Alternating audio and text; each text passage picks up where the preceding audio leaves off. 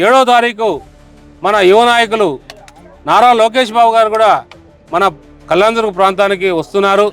ఆ రోజు 7వ తారీఖు సాయంత్రం 3 గంటలకల్లా కళ్యాణదుర్గం చేరుకుంటారు.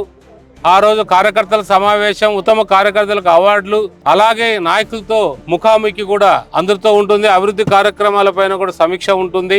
మరి కూడా మరుసటి రోజు 8వ తారీఖు ఉదయం కనకదాసి జయంతి కాబట్టి ఆ రోజు అధికారంగా ప్రకటిస్తున్నారు. అధికార కార్యక్రమం కళ్యాణదుర్గ ప్రాంతంలోనే చేయాలనేది మా విన్నపం. ఆ విన్నపాన్ని కూడా మన్నించి మన రాష్ట్ర మంత్రివర్యులు బీసీ సంక్షేమ శాఖ మంత్రులు సవితమ్మ గారు కూడా ఇక్కడే మనం అధికారిగా కార్యక్రమం చేద్దామని కూడా చెప్పారు. అలాగే అంబికా లక్ష్మణ్ గారు, పార్థసారథి గారు, అలాగే మంత్రులు పయావుల కేశవ్ గారు, సత్యకుమార్ యాదవ్ గారు అందరూ కూడా కలిసిమెలిసి మన లోకేష్ బాబు గారి ప్రోగ్రాం మనం సక్సెస్ చేయాలనే సంకల్పంతో ముందుకు తీసుకెళ్తున్నాం.